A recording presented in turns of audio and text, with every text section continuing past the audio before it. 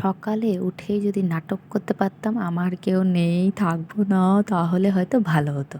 কিন্তু কেউ ঘরে খাবে না বলে ঘরে কারোর জন্য রান্না হবে না সেটা তো হতে পারে না। ছেলেমেয়ে ছোট, বাইরের জিনিস তো খাওয়ানো প্রতিদিন ভালো না। যখন অসুবিধা হবে খুবই তখনই আনা করাবো। তো যাই হোক, মেয়ের ছেলের মুখে অন্ন তো তুলে দিতেই হবে আমাকে, কারণ পিসিও আরও 15 দিন মতন আসবে না। দেখো আমিও কিন্তু রেগে বলেছিলাম পিসির রান্নাই খাবো, কিন্তু বাইরের রান্না প্রতিদিন আনাবো, বরের টাকা নেই, বা একই ঘরে দুবার রান্না হবে, তাই করিনি। তাই সবার বোঝার সেটা সেন্স নেই। আর তোমরা তো জানোই আমি কাউকে তেলাতে পারি না, যে যেটাই করে সেটাতেই আমি সন্তুষ্ট। আর এতদিন নিজে কাজগুলো শিখেছি বলেই কিন্তু কোনো অসুবিধা আমার হয়নি বা হয় না। অন্য শাশুড়ির মতন কেউ আমাকে বলেনি যে তুই বাচ্চা থাকবে আমি সব করে নেবো। আসলে বড়টার বেলাও তো মানে বড়টার বেলাও তো আবার মানে 6 বছর ধরে অন্য ঘরে ছিলাম, তাই সব শিখে গেছি। আর তখনই বুঝে গেছিলাম যে কে পাশে থাকবে আর কে থাকবে না।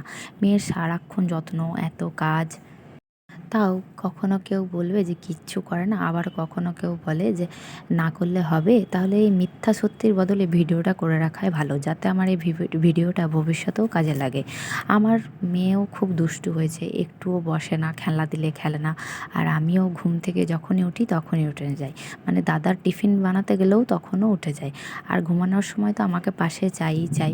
এদিকে ছেলের কাণ্ড দেখো, স্কুল ছুটি বলে যাকে জল খা খা বলে বারবার বলতে হয়, সে আবার আমার রুমটা পরিষ্কার করে দিল।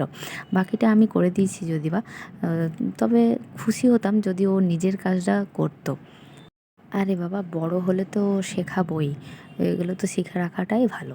আর এদিকে কাজের দিদিটাও আজকে আসেনি, খুবই মুশকিল হয়ে গেছে। সকালে 3-4 ঘন্টা যে ঠাকুর ঘরে ঢুকিয়ে সময় দিতে পারি না, সত্যি কথা বলতে জানি না ঠাকুর পাপ দেবে কি না, তবে সন্ধেবেলায় সন্ধেটা দিই। আসলে মহাপুরুষরা তো বলেই থাকে যে কর্ম করলেই ধর্ম করা যায়, তাই প্রণাম করে বেরিয়ে গেলাম। আর এদিকে সব কাজকর্ম সেরে এখন এবারে স্নান করতে ঢুকবো।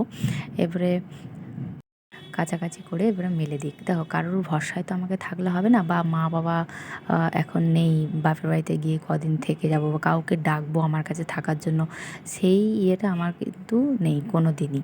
বা কেউ আমার হয়ে করে দেবে। আসলে কি বলতো, আমি তো তোমাদেরকে তো বলেইছি, খেটে খাওয়া যা স্বভাব, চেটে খাওয়া স্বভাব নেই আমার। আমি যতটুকু পারবো ততটুকু করব। আর এই দেখো, বললাম না, ওই কোনো রকমে একটু প্রণাম করে বেরিয়ে গেলাম, তারপরে দেখছি মেয়ের খাওয়ার টাইম হয়ে গেছে।